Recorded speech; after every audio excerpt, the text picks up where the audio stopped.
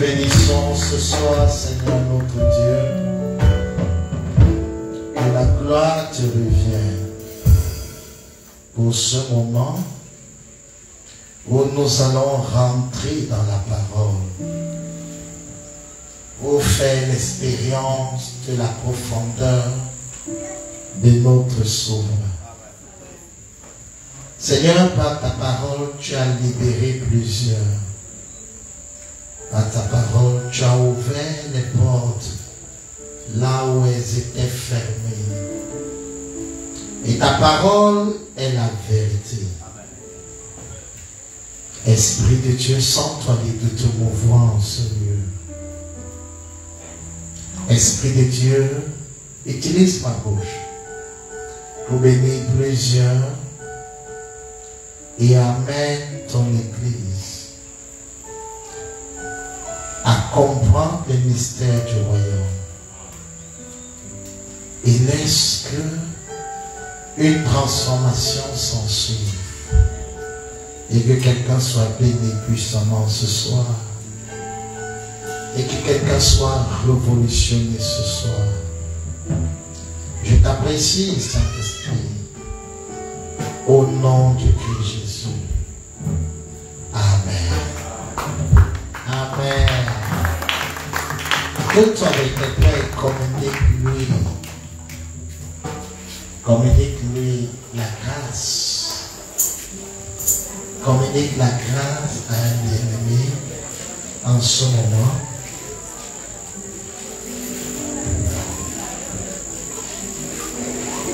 Communique la grâce.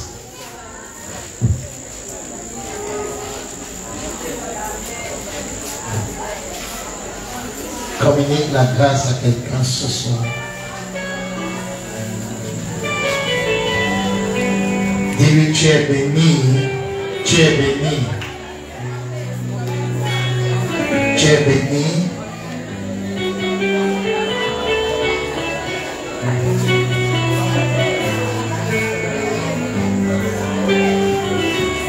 Béni, béni, béni, béni quelqu'un. Waouh. Alléluia. Merci Seigneur.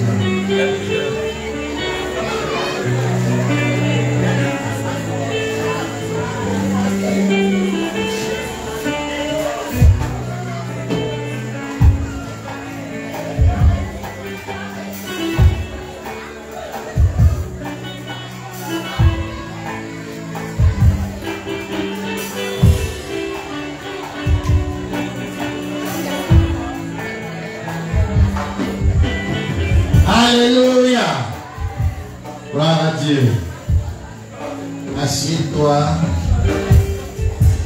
sur ton abondance. Assieds-toi sur ton abondance. Installe-toi dans la maison de Dieu, qui est la porte des cieux. Bonsoir à tous. Donc nous allons prendre un temps dans la parole. Nous allons prendre un temps dans la parole et ce soir je veux revenir sur un enseignement que je donne depuis ce matin et que vous êtes en train d'expérimenter depuis un certain temps à travers le camp Caïn de jeunes femmes fortes, femmes courageuses, femmes tout. Nous parlons ce soir de l'influence. Ah, je crois que quelqu'un n'est pas d'accord ce soir qu'on puisse parler de l'influence.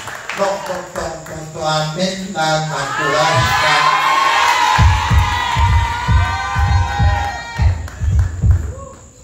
Alléluia. Amen. Alors, nous allons parler de l'influence ce soir afin que chacun de nous sache que ça ne concerne pas juste une catégorie de personnes, juste les jeunes femmes ou juste les pasteurs, mais ça concerne tous ceux qui sont en Christ.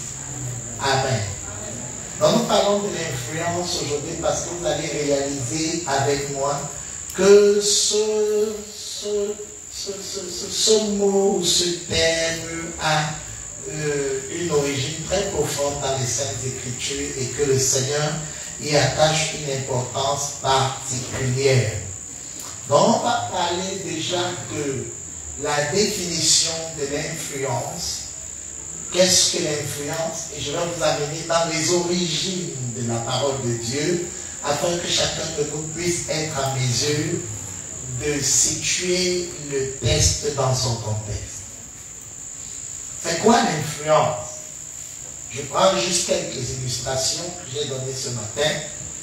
Si vous prenez une table à manger qu'on a utilisée, c'est-à-dire avec du pain, de l'huile, sucre et toutes ces choses, et que vous y mettez, du moins, après avoir débarrassé, vous laissez les morceaux de pain, d'huile, quelques 30 minutes après, qu'est-ce que vous allez constater? Les fourmis vont saturer la salle à manger. Pourquoi? Parce que les fourmis auront ou auraient été influencées par ce qu'il y avait sur la table. La table a créé des éléments d'influence, c'est-à-dire les fourmis ne venaient pas sur la table, elles avaient leur direction, elles allaient quelque part. Mais à cause de ce que la table, qui jadis fut neutre, s'est mise à dégager un certain nombre de choses, les fourmis ont été attirées.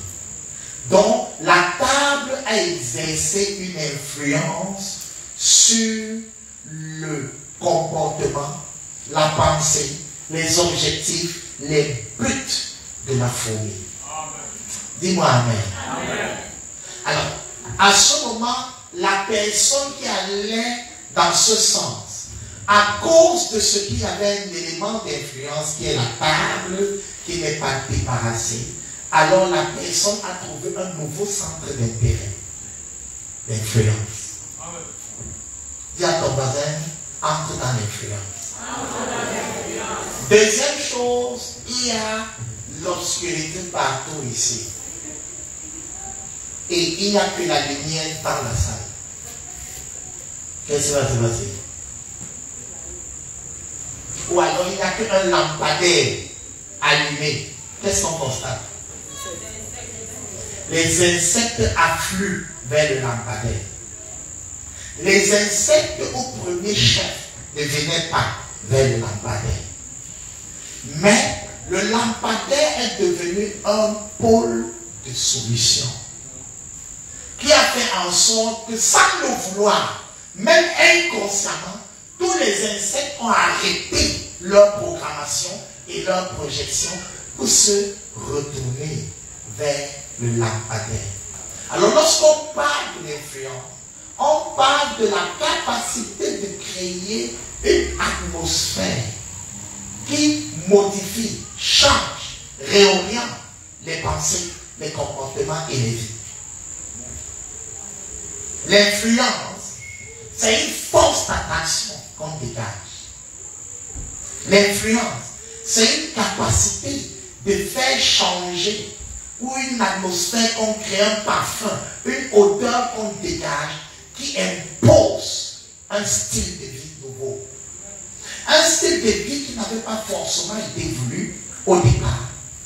C'est-à-dire quelqu'un ne voulait pas forcément produire ce résultat.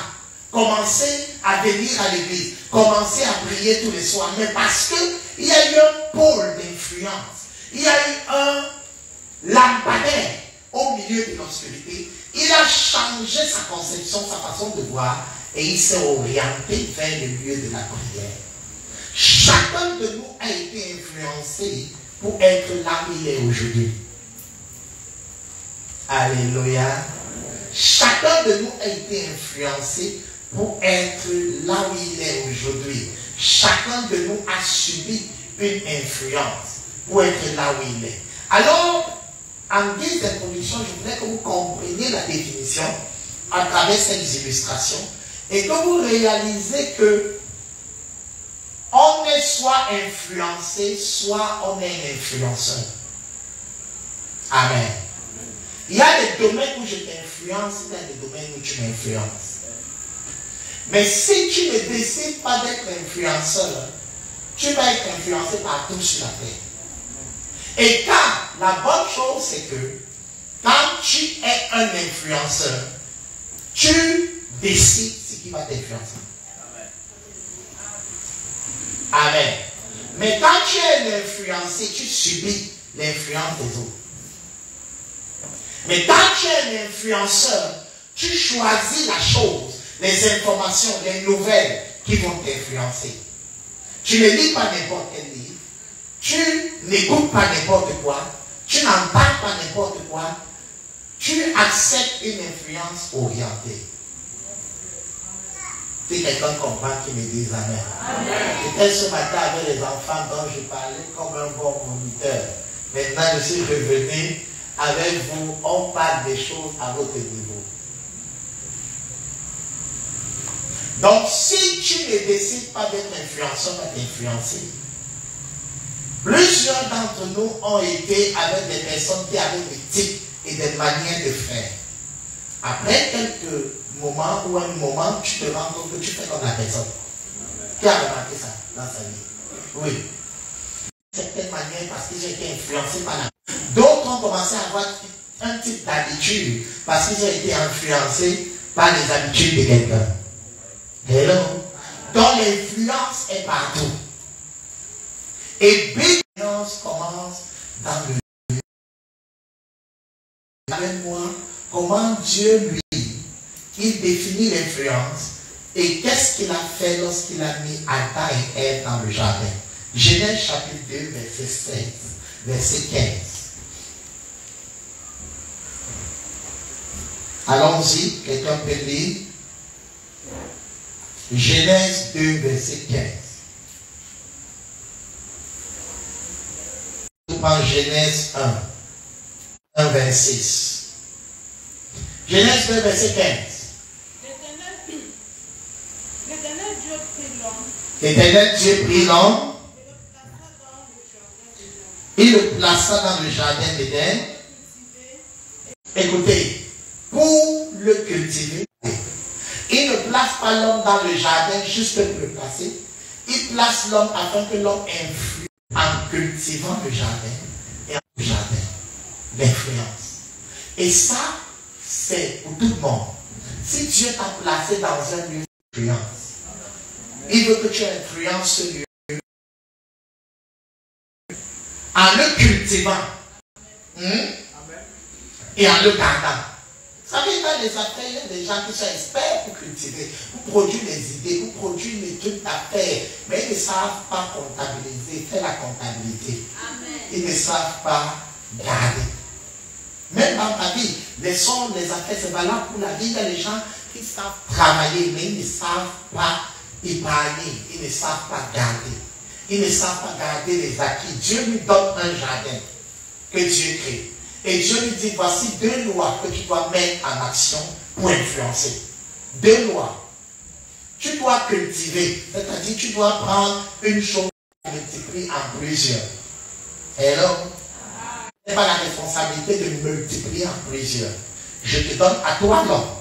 Multiplier la chose qu'on appelle. Tu as trouvé un manguier, arrange-toi à cultiver d'autres manguiers. Si tu as trouvé d'autres maïs, un maïs ou un épi de maïs, fais en sorte que ça donne beaucoup d'autres épis de maïs, c'est-à-dire cultive. Fais en sorte que la chose, la sémence que je t'ai donnée devienne plusieurs.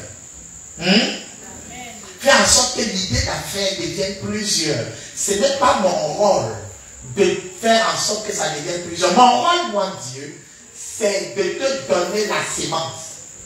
Ton rôle, toi, l'homme, c'est de multiplier la sémence. Donc, influence-moi le jardin en faisant la première chose, en cultivant, en faisant en sorte que la chose soit plusieurs. Dieu nous donne une chose, nous devons multiplier la chose. Et c'est ça que beaucoup ont souvent un don, un appel, un talent, une grâce, et ont l'impression que le job de Dieu, ce sera de multiplier. Non, Dieu te donne l'idée d'affaires, il te donne le projet, il te donne la sémence. Ton rôle, c'est de multiplier. Donc l'influence, premièrement, que Dieu demande à Adam ici, c'est prendre la sémence, ne la dévalorise pas, multiplie-la. Dis à ton voisin, multiplie ce que tu as. Dis à ton voisin, apprends à multiplier ce que tu as. Deuxième chose, Dieu lui enseigne que quand tu multiplies, il ne dit pas garde.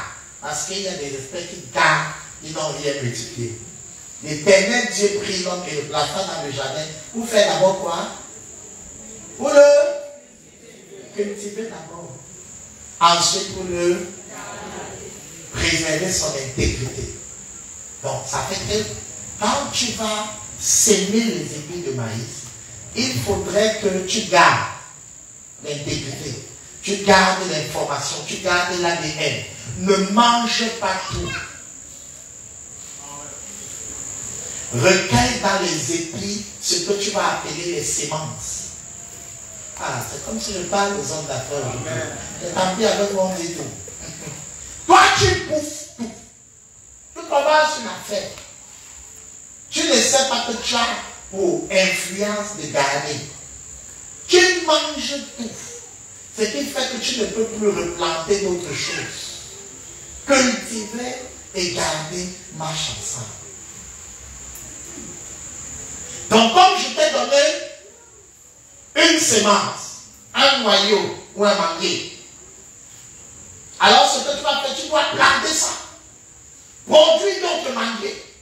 Quand les mangues vont arriver, suce les mangues. Mais n'oublie pas de garder la sémence pour produire d'autres manguiers encore. Le problème de plusieurs, c'est que vous bouffez tout. Vous mangez tout, vous donnez tout. Vous ne gardez pas la sémence. Tu aides avec tout. Il n'y a que le loyer pour permettre au ministère de fonctionner. Je parlais de ça avec mon fils serviteur de Dieu qui est venu un jour, il m'a dit que c'est grave, il n'y a pas de loyer. Je lui ai dit comment tu as fait? Parce que le Seigneur m'a montré qu'il avait pourvu. Il me dit il y a une personne à l'église qui a souffert et ils ont raclé toute la caisse. Je lui ai dit, il me dit papa maintenant aide ton fils. Je lui ai dit tout ce que je peux faire pour t'aider, c'est de t'enseigner l'influence. Mon argent ne sort pas. Il m'a regardé et je lui ai enseigné ce principe. Je lui ai dit, tu aides tout, mais tu commences à protéger ce qui permet que l'aide continue. Amen. Oh. Amen. Donc ça veut dire que si tu vas dans la caisse, le besoin est à 200 000 et tu as exactement les 200 000. Alors en vérité, tu n'as pas 200 000. En vérité, tu enlèves la charge du loyer qui permet que le mois prochain, il y a encore l'argent là-bas. Si le loyer est à 50 000, en vérité, tu as 150 000. Je dis n'importe quoi, d'accord? Donc ça veut dire que tu aides la personne à hauteur de 150 000. Tu gardes le loyer et toutes les charges qui sont, j'ai tout mélangé à 50 000. Et là, tu l'aides à 150 000. Le reste, le miracle va se produire. Amen. Dis-moi Amen. Amen. Ce qui fait que le mois prochain, il y a encore un 200 000 en caisse parce qu'il y a la même salle où il y a le fond, où il y a la sémence investée.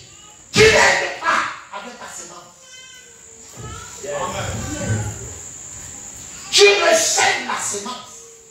Tu ne bouffes pas la sémence. Parce que si tu bouffes la sémence, tu es un égocentrique et un égoïste. C'est parce que tu ne veux pas qu'il y ait une autre production le mois prochain. On est dans l'influence. Tu épargnes ce qui va produire la prochaine fois. Parce que si tu veux vraiment aider, il faut veiller à ce que ça ne s'arrête pas à ton niveau. Parce que le mois prochain, si la personne que tu as aidée arrive dans la salle et se rend compte que toi aussi tu es dehors, elle aura toujours des problèmes. Et toi, tu seras devenu un problème même pour elle. Ne soyez pas des problèmes pour les gens. Amen. Oh. Soyez des solutions. Soyez une influence. Et une influence garde. Cultive et garde. Quand tu gardes jamais, il me faut. Et tu dis, le Seigneur te voit. Oh, si j'étais seulement avec les autres affaires. Vous avez remarqué que quand Jésus était dans une grosse crise de son ministère, où il a réussi à amener les gens dans un lieu désert à cause de la prédication, le message était tellement bon, ils n'ont pas vu le temps passer, ils marchaient seulement, je vous aime, ils disent Amen. La grâce de Dieu est là, Amen. Le royaume de Dieu vient de venir chez vous. Amen, ils oublient qu'ils sont en train de s'éloigner de leur maison. Et je vous aime, oui. Dieu va revenir vous sauver, Amen. Il y aura une période qu'on appelle le millénium, ils sont seulement en train de marcher. Ils sont en train de marcher et la nuit tombe. Ah, les disciples regardent, crise. On vient d'amener les gens loin de leur maison à cause de la bonne nouvelle. Vous savez, quand Jésus parlait, c'était incroyable. Tu pouvais oublier ton business, tout oublier. Il parlait de telle enseigne qu'il y avait des gens qui sont venus l'arrêter. Ils étaient près de lui, ils n'ont pas pu l'arrêter parce que tellement il parlait. Après, ils ont oublié leur mission. Et ils sont rentrés vers les prêtres qui les ont envoyés. Les prêtres ont dit, mais il est où? Les gros pas comme vous. Vous n'avez pas pu arrêter le parlant là. Il est jeune, il a 30. Il n'a même pas encore 33 ans. Mais vous êtes constant, arrêtez-le. Les gars, c'est là où ils se rendent compte que donc, dans les affaires envoyées pour arrêter Jésus, ils ont dit, regarde, mais tu sais, jamais un homme n'a parlé comme l'homme là. Quand on est venu vers lui, il a parlé jusqu'à, on s'est reconnu, on a vu nos vies. Il parlait seulement, et nous, au lieu qu'on vienne l'arrêter, on s'est assis aussi comme les membres de l'église.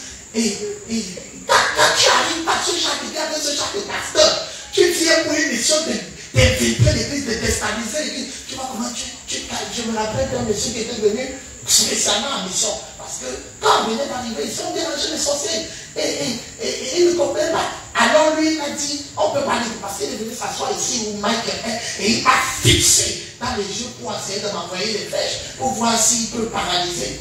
Donc, j'ai présenté la parole. Et il a oublié sa mission. Il a oublié sa mission. Et il était là, je crois que sa vie défilait devant lui. Quand il s'est réveillé après, il a fini de sortir. Le gars n'était pas fini. Il dit, c'est pas possible. Les gars là sont envoûtants. Et Jésus était un influenceur. Le Père les a influencés avec la parole. Il les a montré comment la parole est agréable. Et c'est comme ça que les papas sont allés avec lui. Les mamans sont allées comme des irresponsables. Vous savez, l'affaire de Dieu, c'est l'influence. C'est-à-dire, tu laisses ton programme, tes plans. On t'appelle même qui est un message, tu dis, laisse d'abord. Il y a mardi, enseignement. Ça ne donne pas l'argent, hein? Mais ça fait sourire. et tu vois, les gars ont suivi. Et c'est en route qu'ils ont vu que la nuit est tombée. Et ils étaient toujours près de ceux. Ce sont les apôtres qui se sont arrêtés. Ils ont dit, oh maître, regarde, il faut avoir faim maintenant. Ce n'est pas le peuple qui a dit, il faut avoir faim. Il faut avoir faim. Et c'est le ministère qui a créé ce problème. C'est quelqu'un ici, ton ministère crée un problème. Sache que ton ministère a l'onction pour résoudre ce problème. Et Jésus dit, mais donnez-leur à manger. Faites-les manger. Ne vous gênez pas. Si on a créé ce problème et on a amené les gens dans la parole et puis ils disent, bon, le problème c'est que c'est même on prend l'argent qu'il y a dans la caisse parce qu'il y avait l'argent dans la caisse. Ne leur dites pas que j'ai dit ça, mais je vous le dis. Si on va dans les villages, c'est trop loin. Ça prouve qu'ils ont marché. Jésus parlait seulement en marchant. Il n'est même pas resté sur place. Alors, Jésus a dit, faites manger. Les gars ont compris. Les gars ont compris que si Dieu te donne un nom, c'est que tu as la sémence. Les gars ont compris que chaque fois que Dieu te montre un fardeau, te montre un problème à l'église, ça veut dire qu'il a mis la sémence en toi. Chaque fois qu'il te dit, fais ceci, ça ne lui demandes pas la sémence, ça veut dire qu'il y a la sémence en toi. Si Dieu t'appelle au ministère, je t'appelle au ministère, rendre les hommes glorieux, ça veut dire qu'il a mis en toi les germes pour réussir à le faire. Si Dieu t'a mandaté pour une chose, la sémence, l'argent, les relations sont en toi. Il ne te demande pas de créer une influence sans te donner les germes de l'influence. Oh, je croyais que tu allais acclamer. Finalement, tu t'es influencé jusqu'à tu as oublié où tu étais. Sauf que pour ceux qui ont suivi ça tout à l'heure, je n'arrive pas à prêcher la même chose pour le faire. Je donne à chacun ce qu'il doit avoir. J'étais avec les enfants tout à l'heure. Vous êtes les vieux. Alors, les disciples ont compris, ils avaient déjà étudié leur maître. Ils ont rendu compte que leur maître a toujours une façon parabolique et prophétique de s'adresser à eux. Donc, c'est bien de connaître son maître. Et ils ont, quand il leur a dit, donnez-leur vous-même à manger, ils ont regardé la distance. Et ils ont dit, s'il dit ça, il sait qu'il y a la distance, c'est mission impossible pour aller chercher la nourriture dans les villes.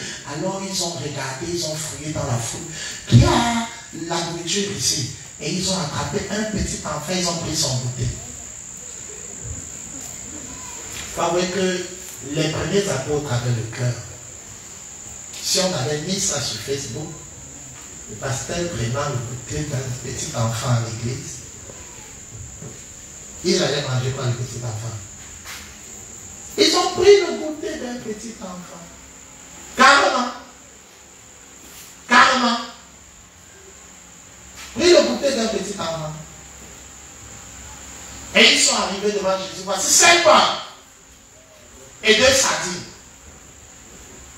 On peut charger les 2 poissons dans les 5 pains. Voilà ça. Regardez la réaction des disciples. Ils s'apportent 5 pains et 2 poissons. Il y a des milliers de personnes. Parce qu'ils avaient compris que la sémence. Alors Jésus leur a montré comment faire la sémence.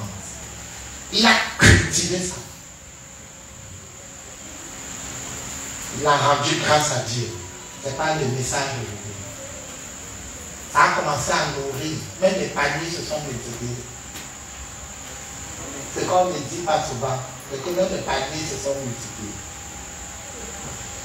Les gens ont mangé. Maintenant, ils regardaient ce qu'il fait. Il dit, prenez les restes et gardez. Amen.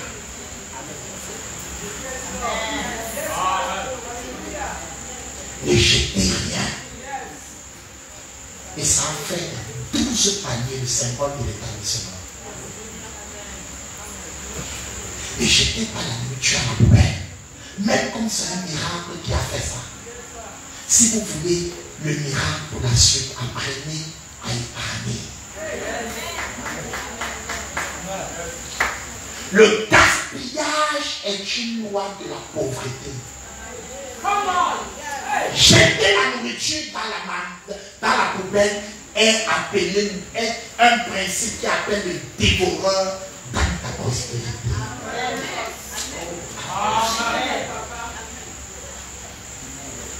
Le gaspillage amène l'esprit de pauvreté.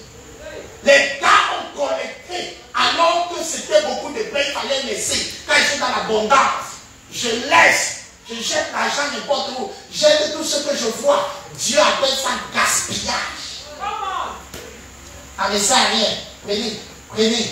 Dis donc, même ceux qui ne sont pas dans la maison, prenez. Ça ne sert à rien. Je suis trop béni. Non, tu es trop pauvre. Il y a quelle influence? Il y a ton voisin l'influence obéir aux lois. Les mamans qui jettent la nourriture à la poubelle là, vous appelez les dévoreurs chez vous. Pourquoi? Parce qu'il y a des bœufs et des orphelins qui meurent de faim. Chaque fois que vous jetez, leur voix réclame.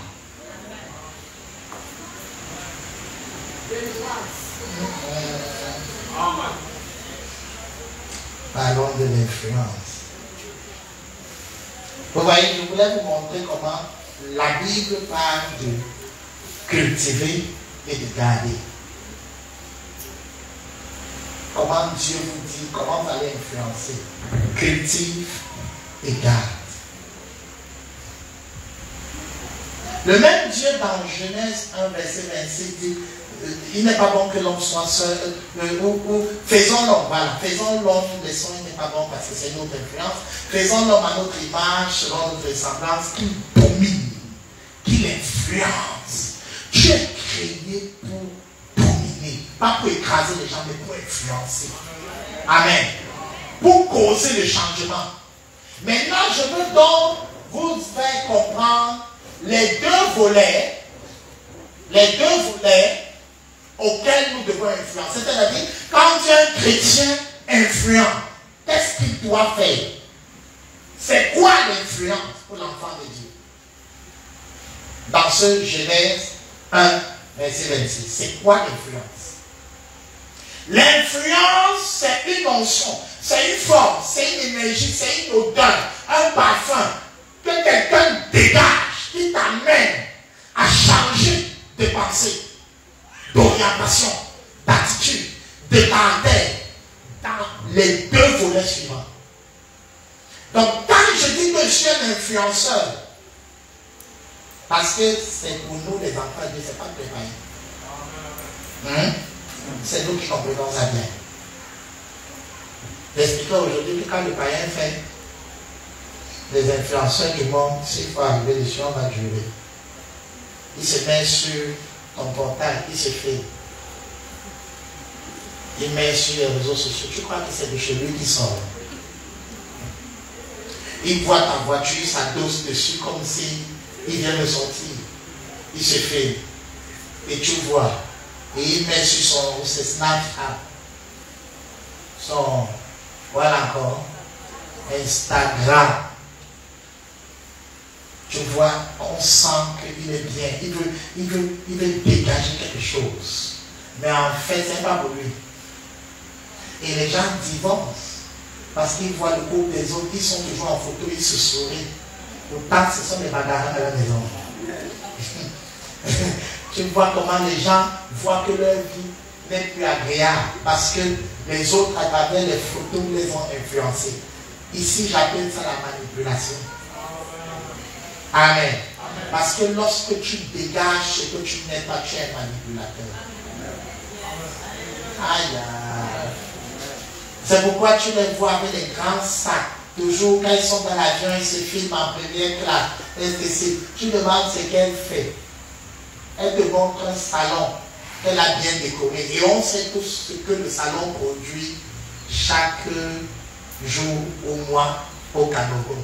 Est-ce que le salon peut lui payer les first class, les derniers cris de ceci? Non. Et voilà donc les jeunes filles qui suivent ce mouvement. Alors elle ne leur dit pas la vérité qu'elle est sur 7 maris déjà. Et qu'il y a un 8e qui est en salle d'attente.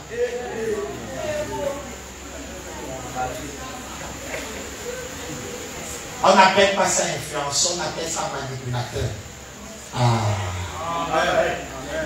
Dis à ton voisin, tu es un influenceur ou tu es un manipulateur. Demande-lui encore ça. Il faut que la vérité sorte, même si tu ne réponds pas. Demande-lui maintenant en langage sain, voisin, tu montres ce que tu n'es pas ou tu montres ce que tu es. Maintenant, demande le voisin, quand tu me montres ce que tu es, même c'est pourquoi.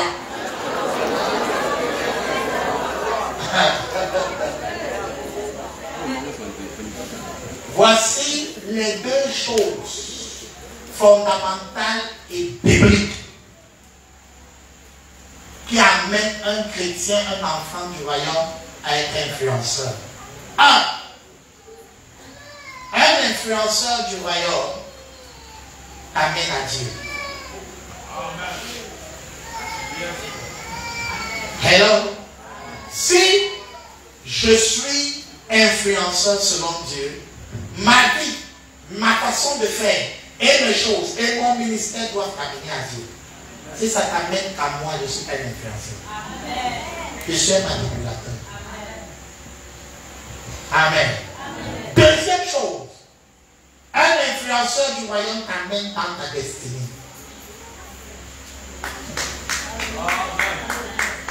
Donc, s'il y a une seule ici qui t'influence, elle doit te challenger à être la personne que Dieu veut que tu sois. Oh, attends très fort. Deux choses qui sont les ingrédients de notre influence. Deux choses. Un, tu amènes à Dieu. Deux, tu amènes à sa destinée. C'est fondamental. Si tes photos sont juste là pour attirer l'attention sur toi, tu as échoué. Si c'est juste pour voir la nouvelle greffe que tu as mis et tu dis, c'est la gloire de Dieu, juste pour qu'on voit que tu as un autre niveau, tu as échoué. Aïe, aïe, aïe, aïe, aïe, ça commence à se gâter. On sait bien que c'est la gloire de Dieu. C'est pas ça. Il y a certains qui disent ça, c'est un témoignage réel, mais d'autres disent ça parce qu'ils veulent attirer l'attention sur eux. C'est ce que Dieu a fait.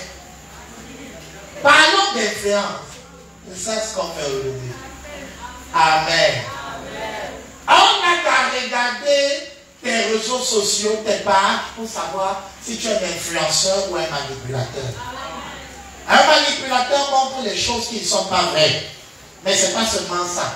Un manipulateur montre les choses pour son ego.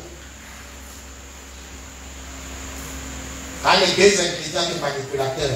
Je montre les choses qui ne sont pas vraies. Je flash les gens. Que je suis heureux en couple. Je suis ceci.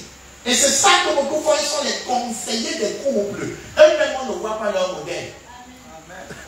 Te parle de comment entretenir ton mari. Elle n'a même pas béni mari. L'autre, son mari, est en voie de disparition. Elle ne parle pas à partir de son témoignage. Elle parle à partir des revues qu'elle a lues et des belles choses. Ce n'est pas un influenceur, c'est un manipulateur. Parce que l'affaire, elle donne l'argent. L'affaire, elle donne l'argent, et bien de l'argent. Parce que si après que je finis de te manipuler comme ça, avec les belles paroles, quand il enlève ses chaussures, alors que pour elle, quand son mari vient, oh, il enlève. Mais elle te dit enlève, tu la vois comme la déesse, la diva, tout ce que vous voulez inventer. Et quand elle fait la conférence, elle dit prix d'entrée, 100 000. Tout le monde court parce que tu veux qu'elle t'amène à être comme elle. Or, elle n'a pas ça. Elle n'a que les belles paroles.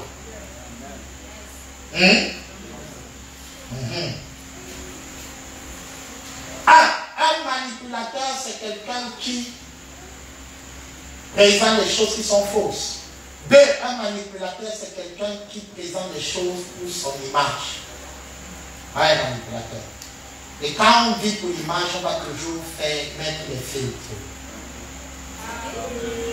On va toujours se photoshopper. Et c'est encore le mensonge.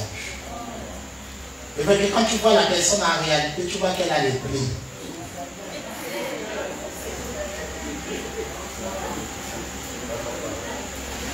Et que tu te même plus bien. N'achetez pas un article parce que vous avez vu la photo. Les téléphones de nos temps subliment les choses. Ça sublime les choses. Ça peut prendre une image qui était moche. Ça embellit ça. Jusqu'à ce que tu dis que la voiture est neuve. Pourtant, ça fait l'accident. Par contre, l'influenceur, lui aussi, c'est deux choses. Il amène les gens à Dieu. Et il amène les gens à leur destinée. Amen.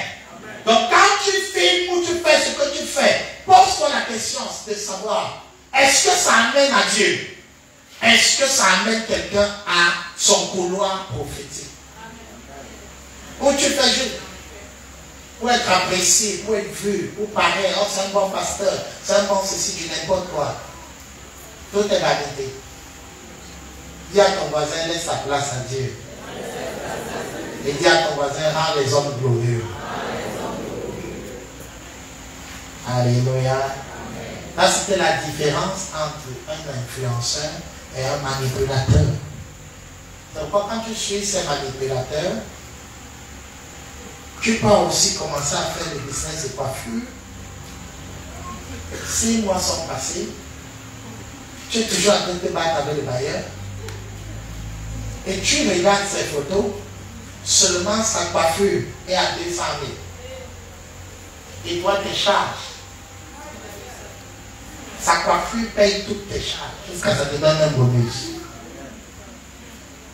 Mais elle te dit que c'est ce qu'elle fait que toi aussi tu fais. Là, on dit que tel était multimilliardaire, il vendait les arachides. Donc, un cœur, c'était combien pour devenir milliardaire? Depuis que l'on a fait de vendre les sacs d'arachides. Toi, tu avais les plateaux. Lui, il a les sacs pour dire que lui doit maximiser. Il n'arrive pas à épargner 1 million. Parce que ce sont des manipulateurs qui disent pas aux gens qu'il y a une main derrière qui est venue financer leur affaire et faire le prête-nom. Oh, dis-moi Amen. Je ne trahis pas moi les riches du pays. Je suis calme, je suis un pasteur. Alors quand tu suis ce genre de modèle, entre guillemets, après un temps, tu te rends compte que c'était des manipulateurs, pas des influenceurs. Parce que l'influenceur t'amène à devenir comme lui. T'amène dans le domaine où c'était impossible, ça devient possible. Amen. En suivant ses conseils, son modèle, sa façon de faire, tu peux aussi faire ça. Alléluia. Mais le manipulateur, c'est mission impossible. Tu ne peux pas. Si tu suis ses conseils, tu suis ses conférences, tu ne peux pas produire ça. Parce que la vérité, c'est qu'il ne t'a pas dit réellement qu'il y a eu des aides. Il ne t'a pas dit. C'est pourquoi aujourd'hui je peux coacher des fils. Parce que j'ai commencé à base de 0. Ou alors de 1, la semence. 1 par 0. Moi-même, j'étais là. Je peux te dire comment on commence une église avec 2 personnes. Ou 3. Et quand les gens ne viennent pas, tu te donnes les stratégies que j'ai appliquées pour que les gens s'ajoutent. Hein? Je vous ai toujours dit ça. Quand j'ai commencé, il y avait une dame qui a cru. Parce qu'il y avait l'onction pour son miracle. Quand elle a vu son miracle, elle est partie. Je croyais déjà qu'on était 4. Parce qu'il y avait moi, il y avait maman, et il y avait la maman de la maison. Donc il fallait qu'on grandisse en nombre. Donc j'ai commencé à prêcher, et la dame est venue, on lui a dit qu'il y a un pasteur, j'ai prié, et le miracle s'est produit. Tant qu'il n'y avait pas de miracle, on était 4. Mais quand le miracle est arrivé, on est redevenu 3. Quand on gagne une autre, le même scénario s'est produit. Je me suis rendu compte qu'avoir 4 fidèles sera une mission suicide. Alors j'ai moi-même la faisons le 4e. Je peux t'enseigner. Et c'est là où être né. Comme le 4e fidèle. Elle ne devait pas partir. Et on est devenu 4. Vous rien quoi quand elle vous dit mes choses.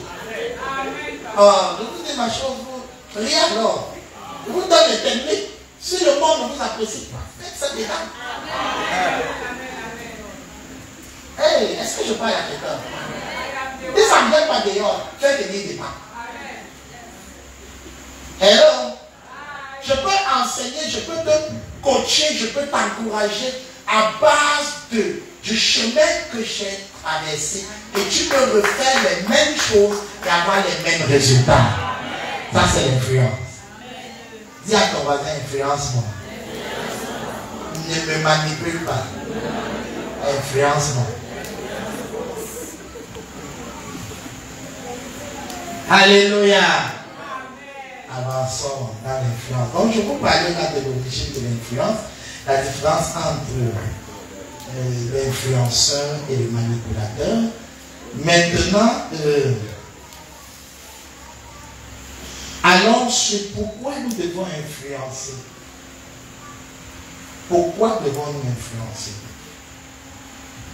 Pourquoi devons-nous dégager quelque chose dans nos vies pour que les gens connaissent Dieu et découvrent leur couloir, le but de leur vie?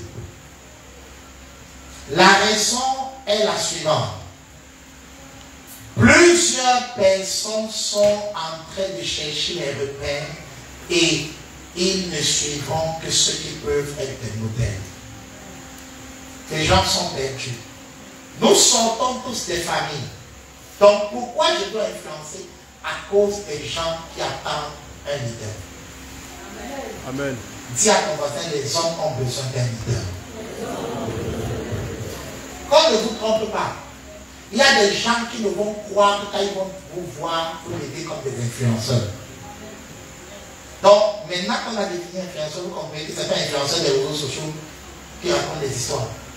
C'est un appel que Dieu donne à tous ses enfants. Allez, faites de toutes les nations des disciples. Il veut dire, allez influencer le monde avec la culture du ciel. Amen. Amen. C'est ça l'influenceur. Laissez les termes, ils ont détruit les termes et ils se sont mis à raconter autre chose. Alors, ce qui se passe, c'est que je le fais à cause de ce que les gens ont besoin d'un leadership. Il y a des gens qui ne connaîtront jamais leur chemin si toi tu n'as pas l'audace de te lever pour montrer la route. Il y a des gens qui ne feront pas de route si tu ne crées pas la route. Tu dois être un Jean-Baptiste qui prépare le chemin du Seigneur. Alléluia. Tu dois être un Jean-Baptiste qui prépare le chemin du Seigneur.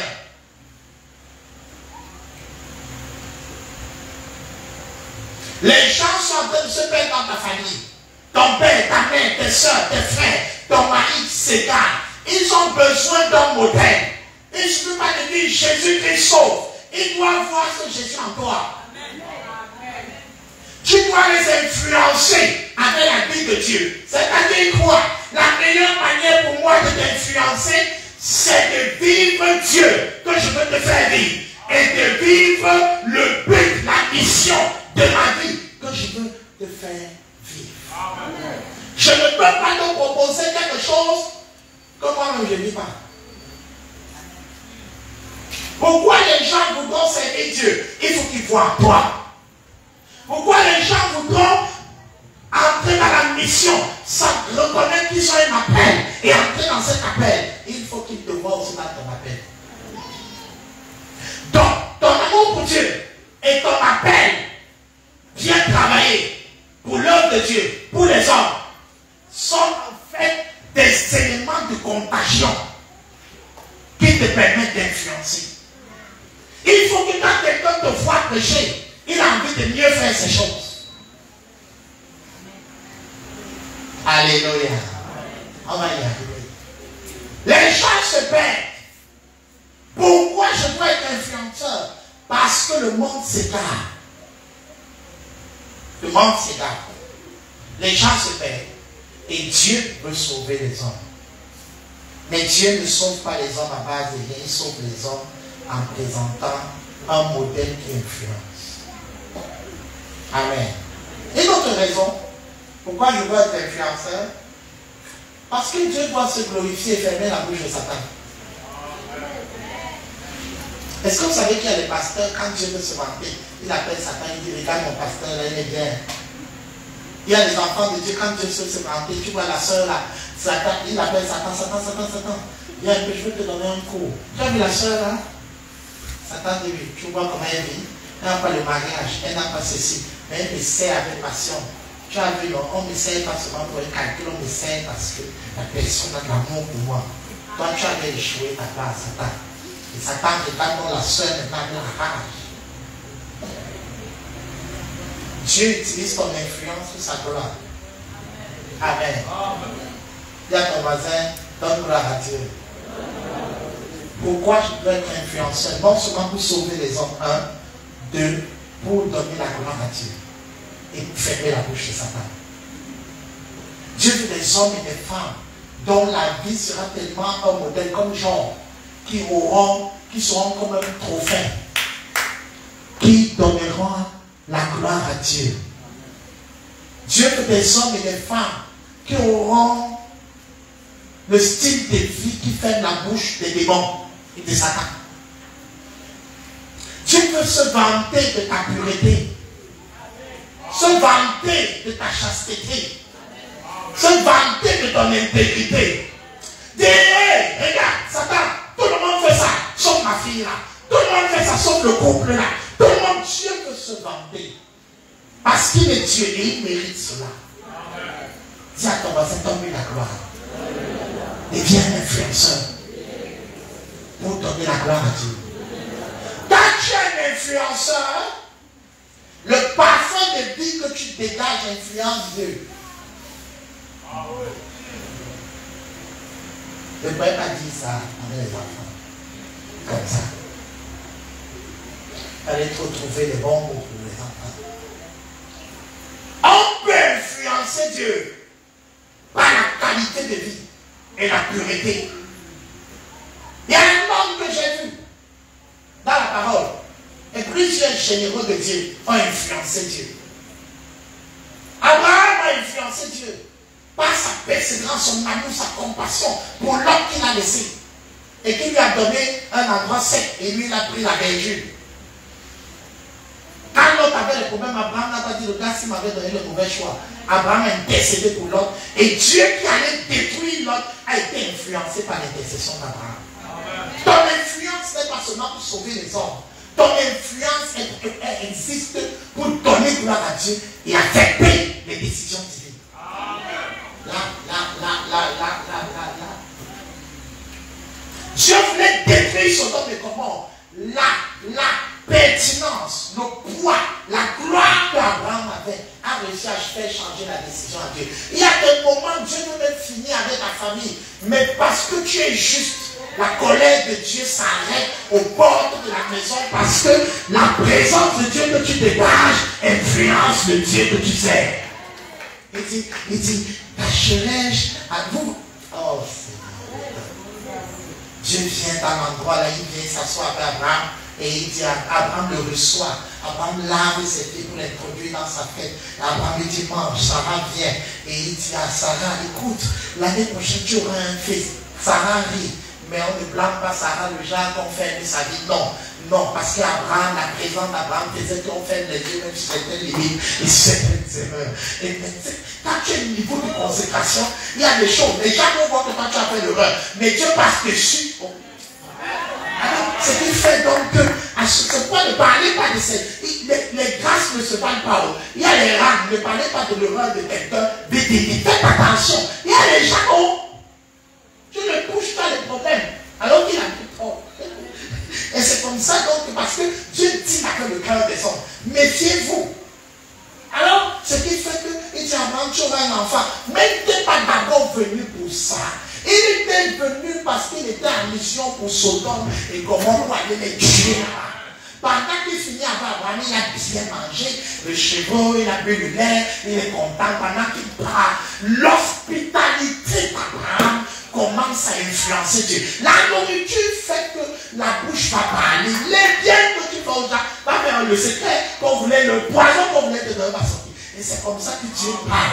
Et les deux autres avancent pour aller voir ce qui se passe à Sodome et Gomorrhe. Et un reste avec Abraham et dit, commence à être jugé. Commence à être jugé. Achèverai-je Abraham que je veux tuer l'autre. Sodome a péché, ça. Mais il y a son l'autre là-bas, si tu ne peux pas frapper l'autre, Abraham sera touché. Il y a des choses que Dieu ne fait pas dans ce lieu parce qu'il sait que son serviteur sera touché.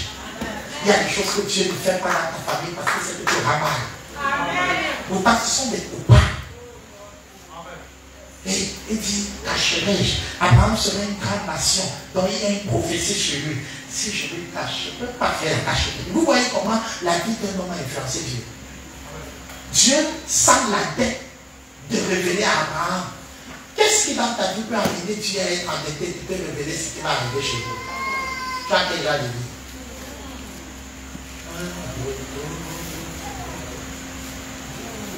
avec ta famille qui est idolâtre là. Chaque fois les malheurs ne vont qu'arriver. Est-ce que tu as le genre de vie qui fait que Dieu s'arrête? Parce que c'est ta famille. Oh, je suis parti. Dis alors l'influence. L'influence n'est pas seulement pour les hommes. L'influence agit même sur Dieu. Oh, oh. Il y a les saints ici. Par leur seule présence, influence la présence de Dieu. Il y a les mamans influencées. C'est-à-dire ta vie d'intercession. Quand Dieu même voulait ne pas être là, il descend. À cause d'elle. Il y a les pasteurs. Souvent tu vois, on est là comme ça. On loue, on adore. Mais quand il prend le micro, tout change. Dieu vient. Dieu est obligé de venir. C'est-à-dire, vous entendez les prophéties. Je suis en colère, je suis fâché, je suis ceci. Mais quand il parle, Dieu dit, je vous aime. J'ai pitié de vous. Et je vous restaure. Il était fâché, il était en colère. Mais comment spirituellement il est? C'est qu'à un moment maintenant, il y a la vie de Christ en quelqu'un qui a influencé les décrets de mort. Ok, quelqu'un acclame très fort.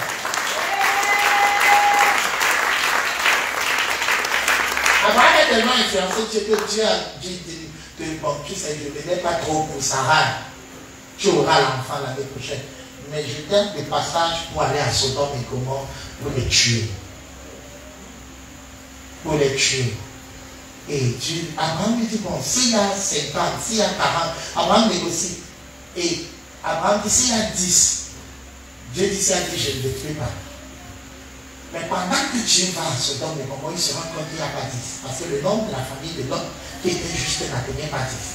Dieu fait une exception à la règle à cause d'Abraham. Dieu dit, il n'y a pas 10. Ce que je vais faire, je vais protéger la famille d'Abraham, le sang d'Abraham. Et il dit une chose grave à l'autre. Là, sors de cette ville, parce que le décret de mort de Sodome et de Gomorrhe est arrêté. Et je ne peux pas l'exécuter tant que tu es là. Ah! Non, t'as dit du vrai. Donc, tant que l'autre traînait les pas, le jugement de Dieu traînait.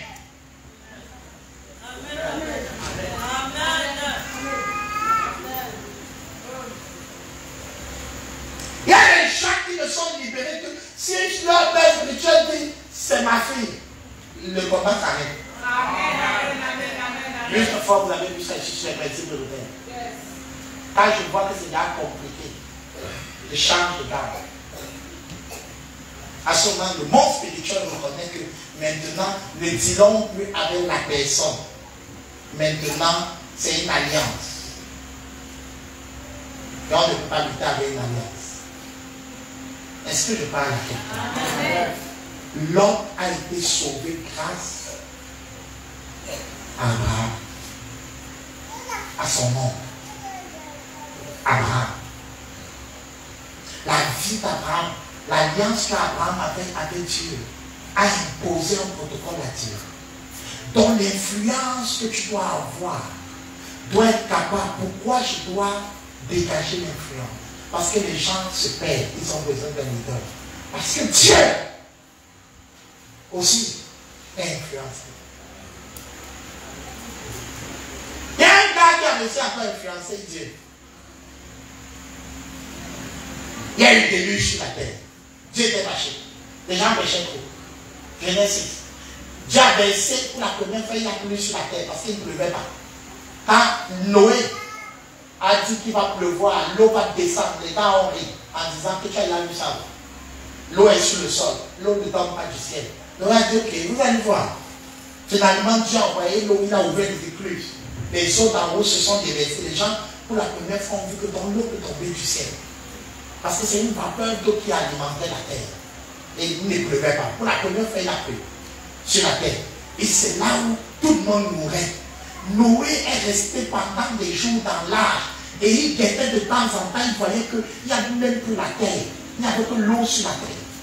Noé a eu peur comme jamais dans sa vie. Et il a regardé ses enfants qui étaient dans l'arche. Il a regardé les animaux. Il a dit, ah!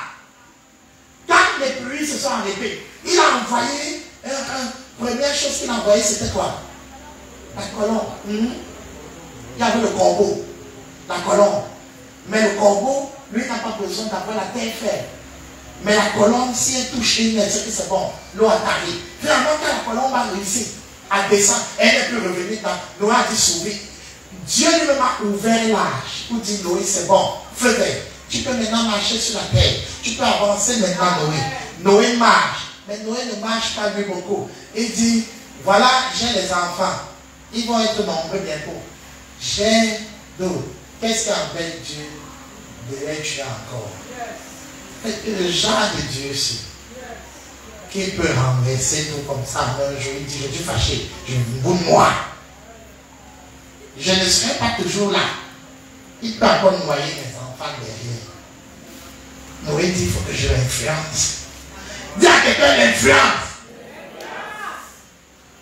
Noé a bâti un hôtel. C'est-à-dire, il a produit un style de vie. Parce que quand on parle de l'hôtel, ça sort d'une vie. Je ne vais pas aller sur le principe de l'hôtel. Alors il a bâti un hôtel, il a pris un animal, il a sacrifié sur l'hôtel. Et l'odeur est montée. Ma Bible dit, l'Éternel sentit une odeur agréable. Noé n'a rien dit à Dieu. Noé lui a fait sentir l'influence. Ton offrande doit faire une influence. Ta façon de donner, ta façon de servir Dieu, ta façon de faire doit influencer le ciel. Ça doit changer les projets, les décisions à ton endroit, sur ta famille. D'abord, il y a des gens ici. Même si on les jette n'importe où, ils ne vont pas caler parce que leurs parents menaient une vie d'influence. Même un étranger va les aider. C'est ce que Noé faisait. Parents, dites le style de vie qui influence et favorise aux enfants demain. Noé a laissé un parfum monter. Et il restait à côté et dit, je vais voir comment ça va se passer maintenant. Quand l'odeur est montée, ma Bible dit, l'Éternel sentit une odeur agréable. Ça a tourné son cerveau. Et il dit, c'est vrai que j'ai frappé. Mais l'odeur que j'ai sentie, il faut que ça continue de monter. Si je le tue, ça va me monter. Et maintenant, Dieu lui-même, et on dit pour la première fois, que l'Éternel a pris une décision de ne plus faire ça. Il a appelé Noé. Noé est venu. Il dit, bon, tu sais, j'ai pris une décision. Il ne lui dit pas que tu m'as influencé. Vous savez que le père, pas qu'on l'a influencé. Bon, on voit ça sur la décision de ça. J'ai pris une décision, Noé.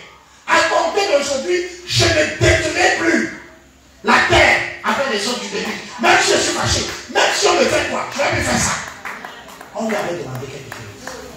L'odeur. Dis avec moi l'odeur. Et il y a Noé, bon, voilà, je te donne la garantie. La garantie. Quand tu vas voir l'arc-en-ciel tous les jours, comme j'ai dessiné sur les couleurs, tu vois ça, il dit, quand je vais voir ça, je vais me rappeler qu'il t'avait promis ça. Quand tu vas voir ça, tes enfants vont se rappeler que je ne peux plus faire ça. Noé a Dieu dans son cœur. Enfin, sauvé. C'est pourquoi après, vous entendez que Noé a bu jusqu'à se livrer. Son mandat était fini. Oh, que quelqu'un acclame très fort le roi.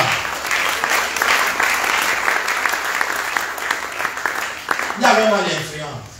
Je veux des hommes et des femmes qui peuvent vivre le style de vie que même après eux, ou même en leur absence, les gens profitent. Oh. Je veux des hommes et des femmes qui sont capables d'avoir une vie avec Dieu qui fait bénéficier toute la maison. C'est-à-dire, quand tu as ce genre de vie, quand tu es là, il y a un type de problème qui n'arrive jamais. Amen. Dis à ton voisin, sois un influenceur. Donc, vous avez compris sur ce point. Quand on influence, pourquoi on influence? On influence pour le bien des hommes. On influence Dieu. Mais l'influence que tu as envers Dieu, même pas que tu influences Dieu, mais tu produis le style de vie autel qui impose un style de résultat d'alliance. C'est le cas de Dieu. Et enfin, je veux parler un peu de quelles sont les clés qui dégagent l'influence. Je vais vous parler de 3 clés, on s'arrête. 3 clés qui me permettent de produire l'influence.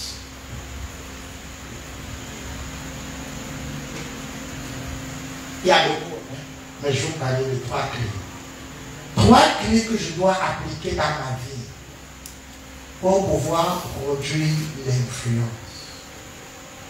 C'est-à-dire influencer les hommes afin qu'ils connaissent Dieu, influencer le royaume de Dieu afin qu'il soit favorable pour les hommes. 3 clés. La première clé, c'est ce que j'appelle l'excellence. J'ai parlé de ça aujourd'hui, je vais finir avec la 3e.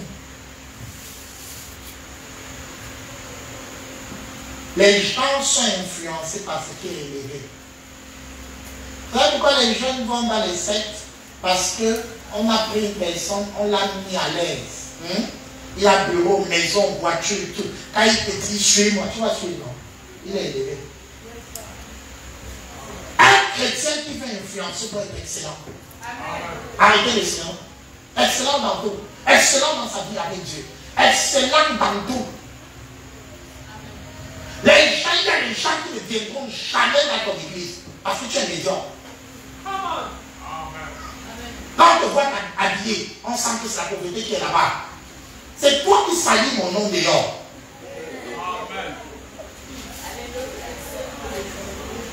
Excellent dans la ponctualité, excellent dans toutes choses, excellent dans sa façon de servir Dieu, excellent dans sa façon de vivre avec les gens, excellent dans le groupe, excellent dans tous les domaines. Il y a des voisins qui ne viennent pas à l'église parce qu'ils savent que tu es un boxeur caché. Ça n'arrive pas à l'église, mais l'agneau entend boum, boum, boum, boum, boum, et la bouche est capable. Tu crois que tu es qui? Le voisin reste comme ça. Tous les dimanches, ils sont à l'église. Mardi à l'église, vendredi à l'église. Leur mariage n'est pas excellent. Dis à ton voisin, choisis d'être excellent. La Bible dit quand le Fils de l'homme sera élevé, il attirera à lui plusieurs hommes de la terre. L'excellence, c'est l'élévation. C'est la reine des meilleurs. Oh, hey, il faut qu'on fasse un séminaire des gens de l'âme, les choses que vous aviez fait là, la fois dernière. L'entrée des 5 000. Amen, toujours amen. Quand tu vas sortir, tu vas être excellent dans la prise de l'eau. Dis à ton voisin, sois excellent.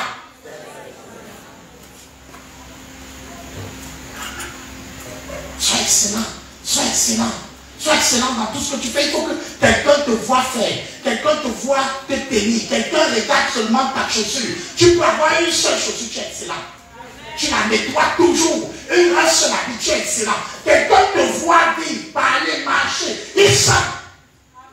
Pas dire aux gens que tu n'as pas fait l'école, mais si tu n'as pas fait l'école, tu ne peux pas lire. Tu ne peux pas apprendre, tu ne peux pas t'accrocher des gens qui peuvent te faire être excellent. Tu vois un jeune, je n'ai pas fait l'école, je n'ai pas fait. Non, tu peux apprendre. Ça à l'école. Aujourd'hui, on a les smartphones. On peut étudier, apprendre comment on pose une femme. Au lieu de le dire là, la personne dit, hey, il veut que j'aille à l'église, écoute là, à la place de Dieu. Les gens vont te suivre si et seulement si tu es un lampadaire éclairé par les ténèbres.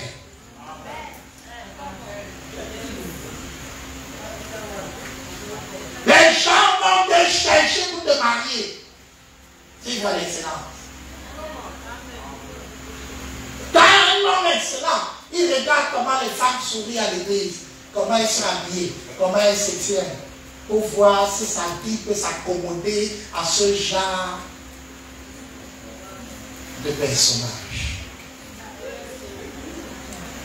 Parce que quand on va m'amener dans les soirées de gala, on va inviter la dimension de ce que je suis. Il ne faut pas qu'on me donne, je marche avec une sous-dimension. Alors quand on rit, regarde,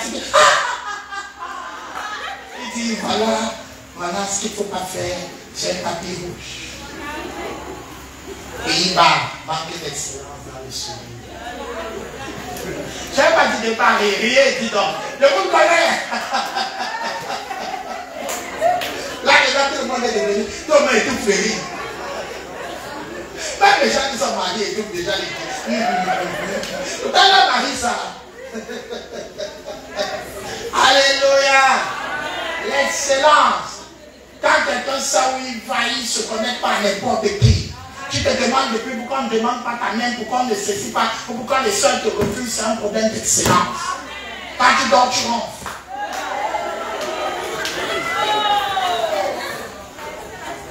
Il y a déjà tellement de bruit sur la terre, s'il faut aussi que tu épouses un bruit, c'est compliqué.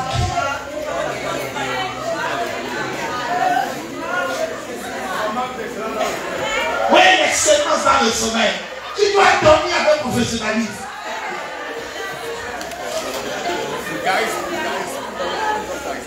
Hello? Oui. C'est pourquoi les vrais gars qui veulent se marier font l'enquête. Et une vraie soeur qui peut dire oui, fait l'enquête. Ce n'est pas seulement les hommes, c'est valable aussi pour les femmes. Parce que l'excellence attire. L'excellence est comme la lumière pour le lampadaire. C'est comme le sucre sur la table pour les fourmis. L'excellence. Quand un homme est excellent, tu viens avec un projet, tu t'arrêtes avec l'influence. Quand un chrétien craint Dieu et il a l'argent et il vient te dire Jésus t'aime, tu le regardes et tu te regardes, tu le suis. Mais quand il vient, comme une fois, on était jeunes, il y a un groupe de nous, les évangélistes, qui sont allés aux immeubles, ici au marché, les immeubles à côté. Et quand ils sont arrivés, il n'y avait pas d'excellence. Alors, le papa, il y a un papa qui a ouvert sa porte aux immeubles. Et il les a vus. Ils étaient là comme ça, avec leur billes. Et il dit, qu'est-ce que vous voulez, mes enfants? Il dit, nous voulons te parler de Jésus. Le papa dit, ok. Entrez. Il a servi la table. Il dit, attends. Il dit, mettez leur plat. Les gars ont posé les billes. Les gars ont bouffé. Ça faisait longtemps, frère, pas. Et ils ont mangé, on a mis les jus. À ce moment, c'est pas maintenant comme le familial. Quand vous êtes familial, ça avait une forme là. Familial. Ça existait. Alors ils sont bu. Quand ils ont fini, ils sont rotés. Le papa leur dit, c'est bon? Il dit, papa, c'est bon. Tu nous as béni, que Dieu te bénisse. Il dit, ok, vous pouvez aller, non? Il dit, merci. Que Dieu te bénisse. Il leur a donné le transport. Alors que leur équipe était en bas, il n'y avait pas besoin de transport. Et ils sont rentrés. C'est en route que quand ils nous ont fait le témoignage, c'est en tout comme qu'ils n'ont pas prêché l'évangile.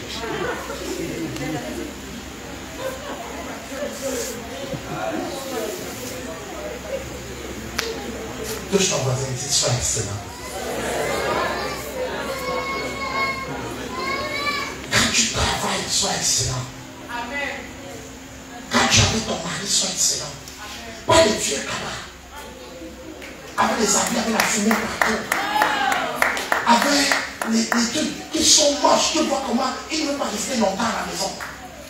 Parce que tu as tout tes haillons, tu as acheté ton corps, on dit, non, j'ai le travail, il y a le travail. On va faire le barbecue, on va parler là-bas. Et c'est comme ça qu'oubliant que tout commence par le visuel, tu l'amènes dehors à marcher, à déambuler sur les rues.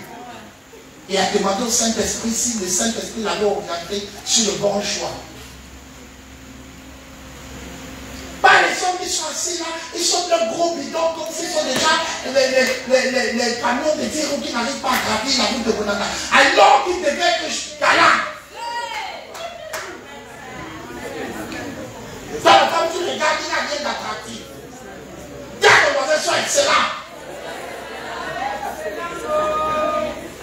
Et puis il faut savoir que la grossesse n'est pas la maladie. Amen. Oui, c'est l'influence.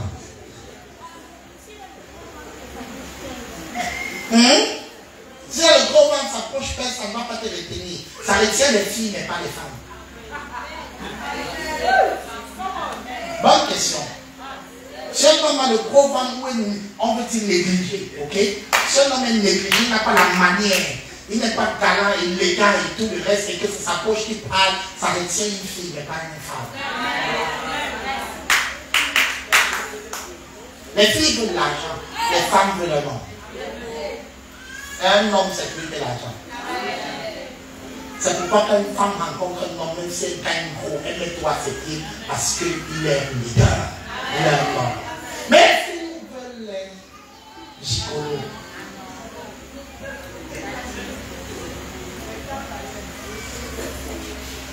Tu sais pas gigolo, c'est un sugar daddy.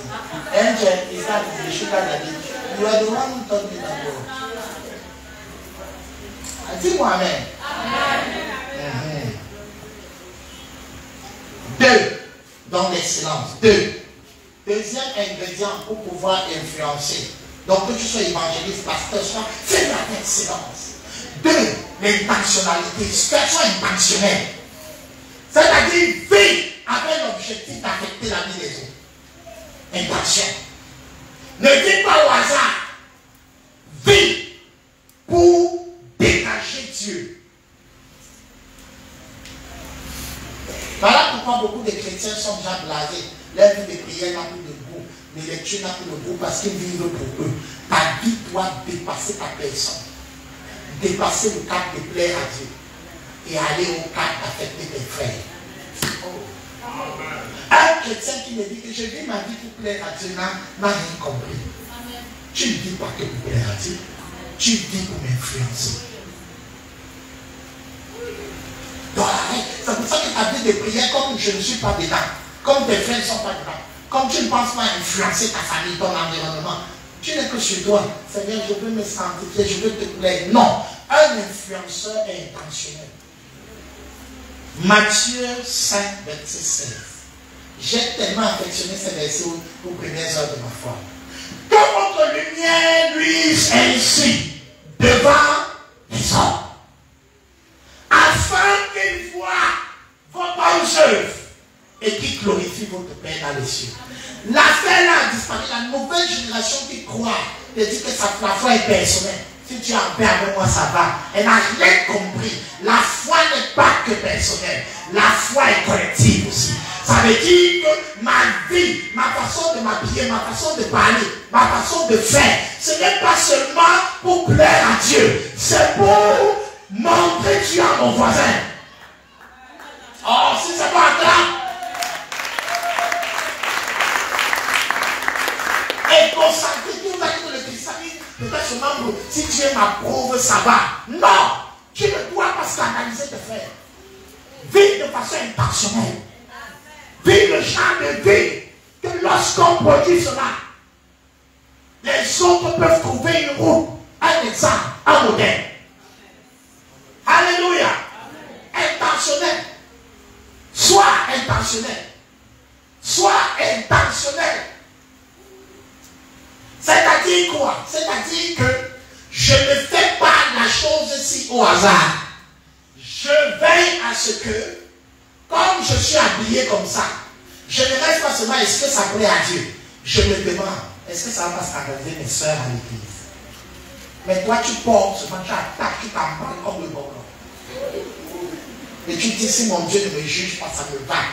Moi je suis en paix. On voit toutes les formes, les difformités et les malformités et les réformités et les chambas comme quoi tu dis. Et quand on te dit soeur, attache un peu, tu dis, attention, attention. Moi, c'est avec mon Dieu ne me reproche pas. Mais tu deviens pourtant un véritable influenceur demande le milieu où je vais sera-t-il scandalisé? Le milieu où je vais aller sera-t-il scandalisé? J'adapte mon vestimentaire selon ce milieu. Je ne m'habille pas comme je veux seulement.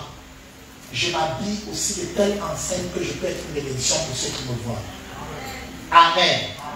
Oui, comprenez-le. C'est valable pour les hommes comme pour les femmes. Arrêtez de vivre que c'est Dieu. C'est Dieu. Tu ne peux pas dire que tu aimes Dieu que tu ne vois pas et tu scandalises ton prochain que tu vois. Dis-moi Amen. Amen. Amen. Dis-moi Amen.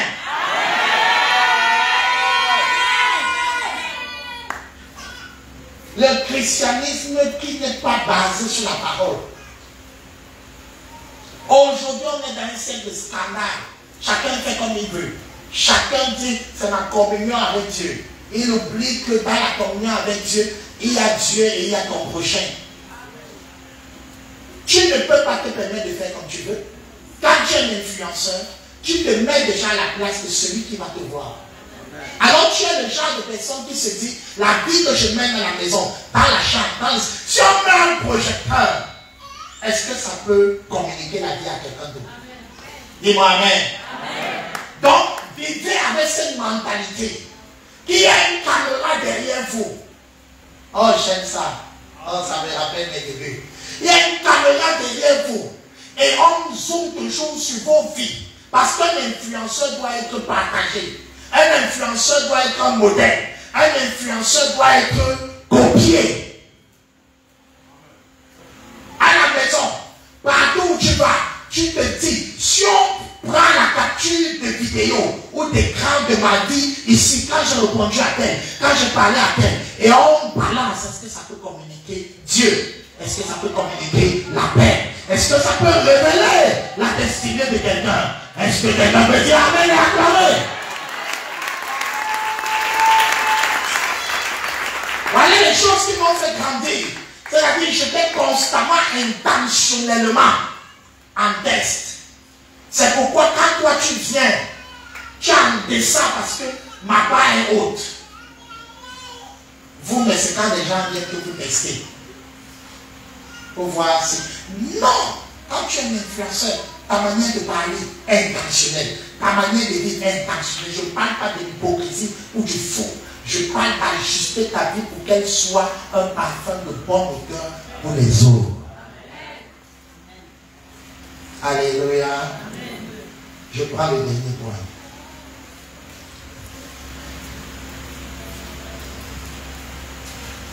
Celui qui veut influencer doit se valoriser. Valorise-toi. Valorise ce que tu as. 2 Timothée 1:12. Quelqu'un dit en clôture. Quelqu'un dit, je dis un mot en clôture. 2 Timothée 1:12. Allons-y.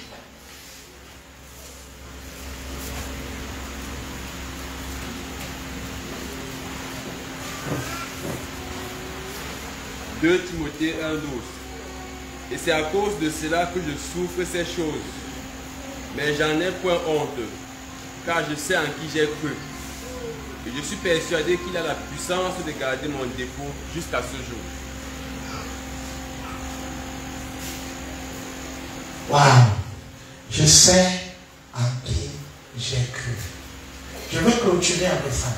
Plusieurs personnes n'arrivent pas à influencer à cause du complexe d'infériorité. Je n'ai pas été à l'école. Je n'ai pas. Je veux que tu saches une chose. Chacun a quelque chose. Dis à ton voisin que tu es important.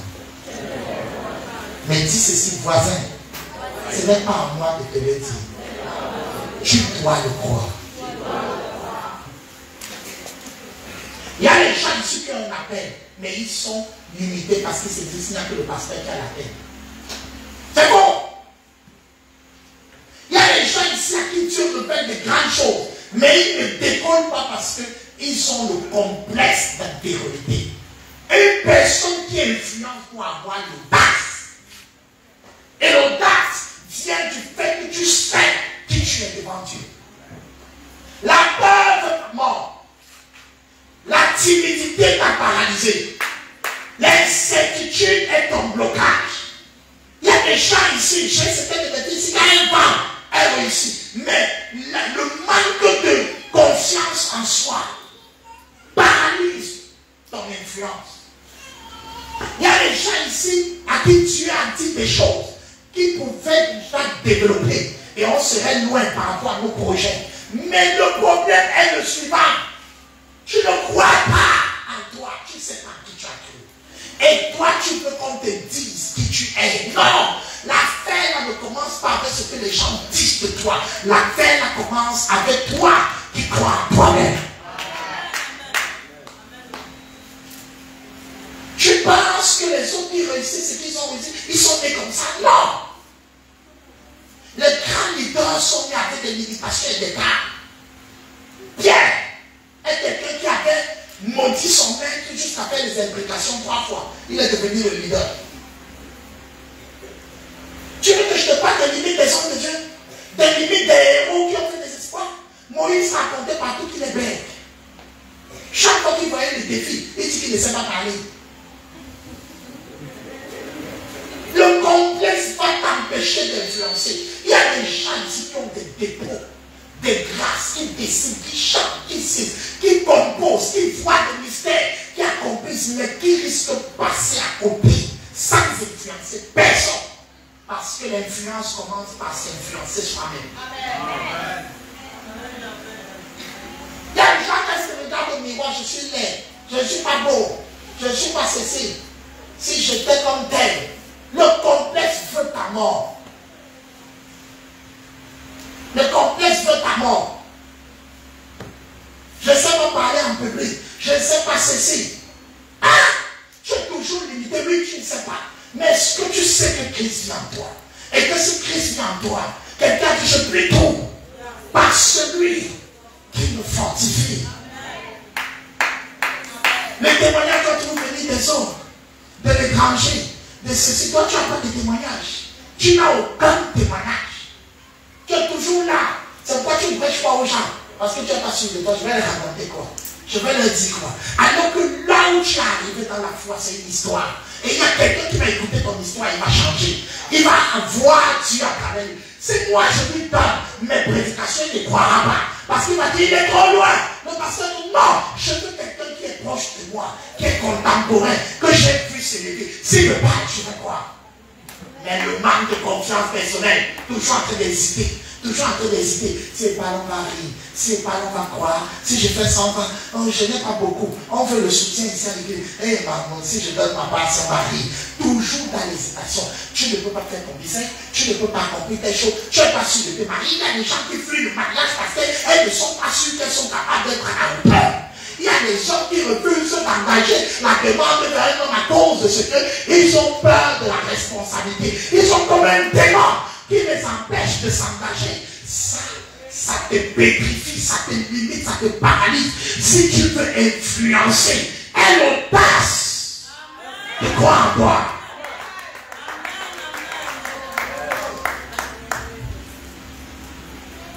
Enlève tes regards sur les gens.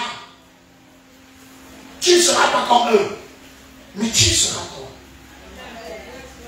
Parce qu'il y a des gens, quand tu les regardes, tu dis, mission impossible, je ne vais jamais arriver. Est-ce que Dieu t'avait dit d'arriver là-bas? Ou Dieu t'a dit d'être la meilleure version de toi? Amen. Tu veux faire le business, je ne pourrais pas faire comme tel. Tu veux faire telle chose, je ne pourrais pas faire comme tel. On t'a dit de faire comme tel.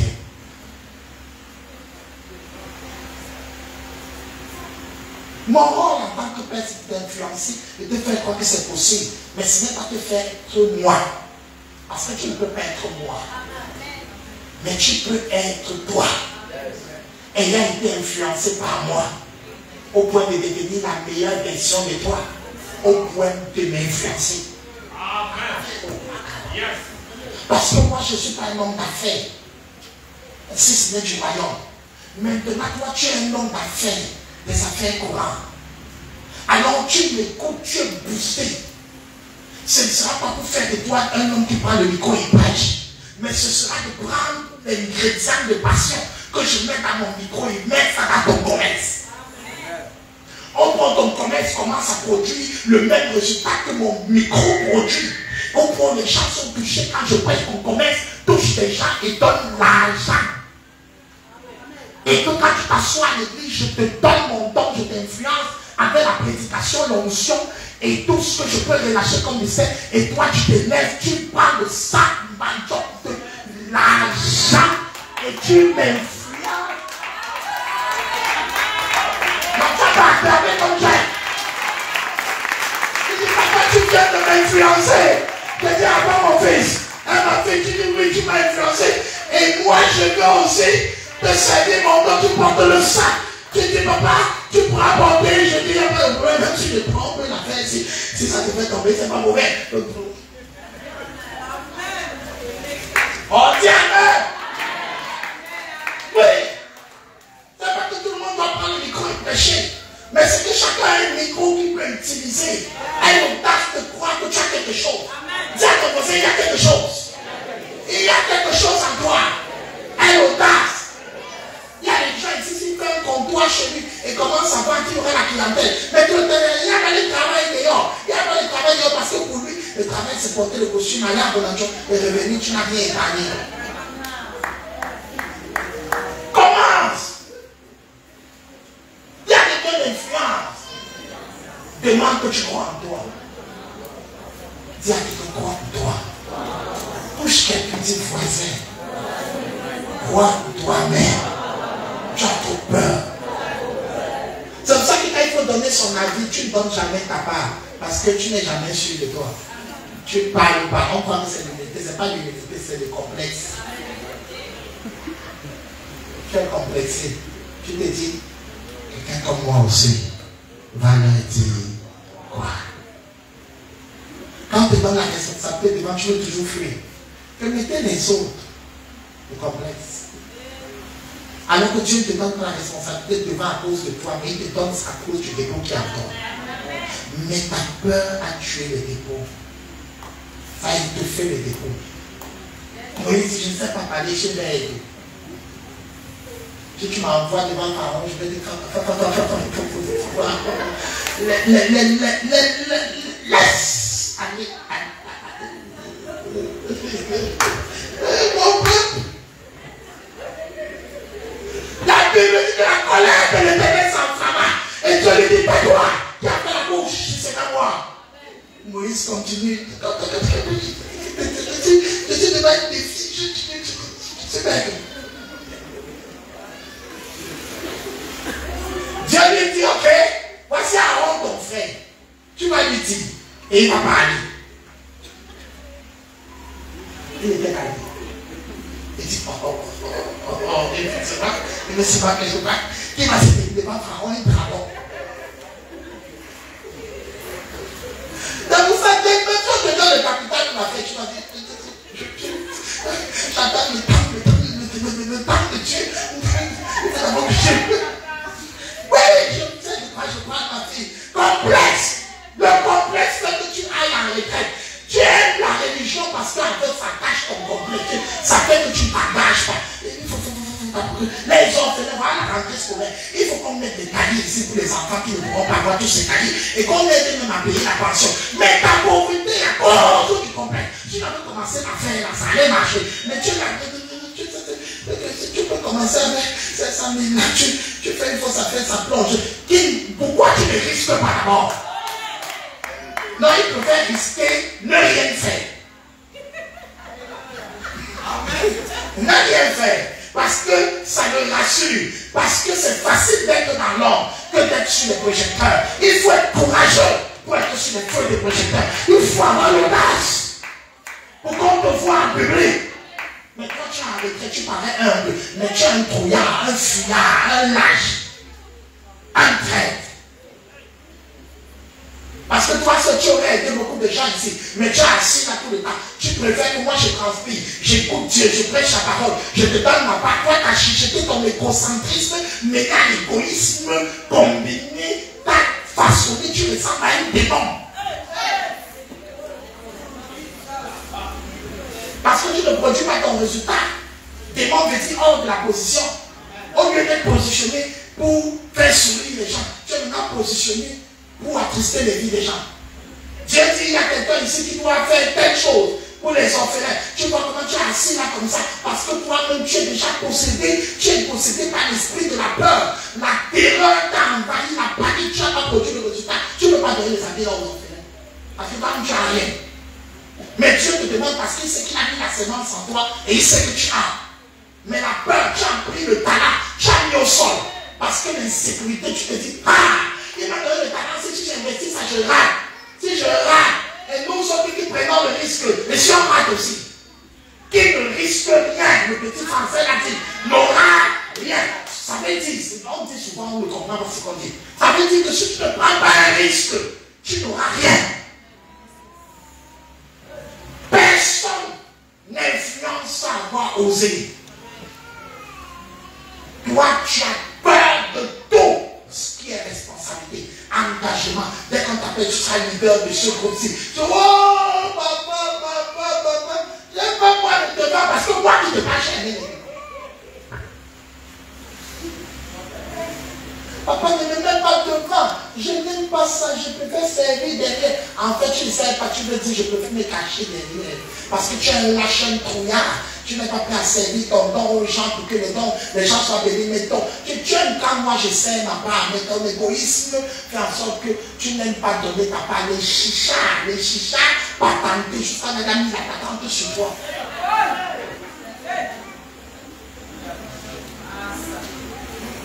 Non, j'en connais rien, j'en connais les attaques. Tu ne sais pas qu'à force d'exercice maintenant, tu prends ta vie en main, même les démons fuient. Les démons n'aiment pas les brasiers chauds. Quand on est chaud, le démon ne reste pas dessus. Les démons t'aiment parce que tu aimes dormir. Tu sais que le jour où tu vas prendre la responsabilité, tu vas prier pour les gens, ils ne vont pas forcément suivre. Tu vas jeûner, tu vas faire ci, et ils seront en train de manger quand toi tu jeûnes. Et tu ne veux pas de ça.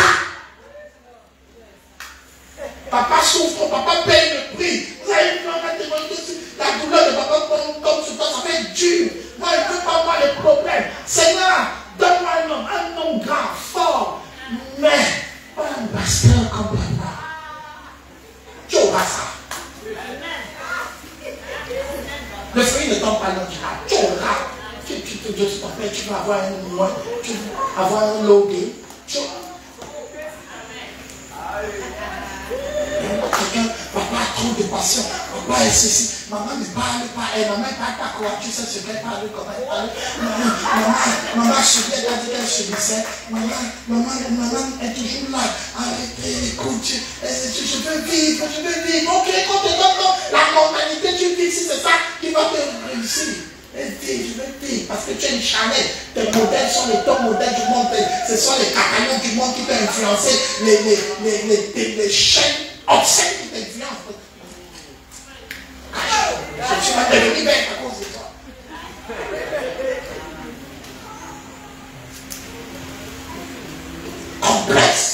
Complexe.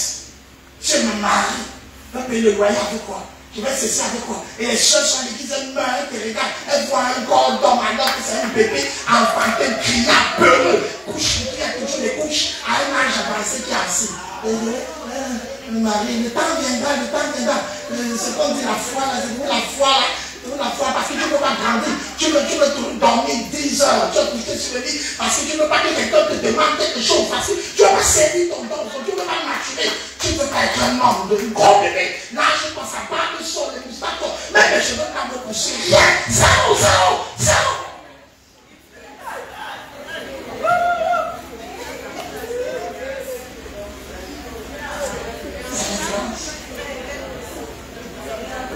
Pourquoi si une soeur te regarde, tu veux toujours rester dans l'amitié? Amitié. Tu as toujours été devant l'amitié. Parce qu'en fait, tu as peur. Complexe d'infériorité. Tu as peur. Le Cameroun est dur, le pays est dur. Il nous faut d'abord garantir.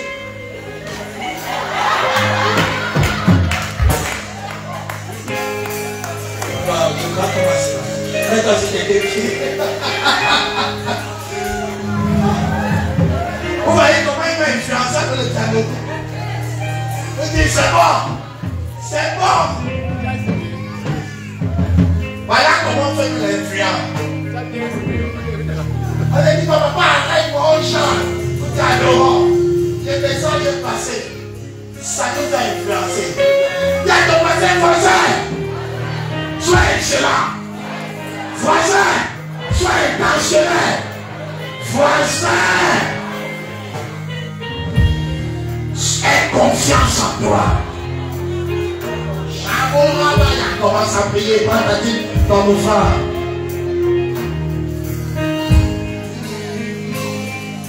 Yombe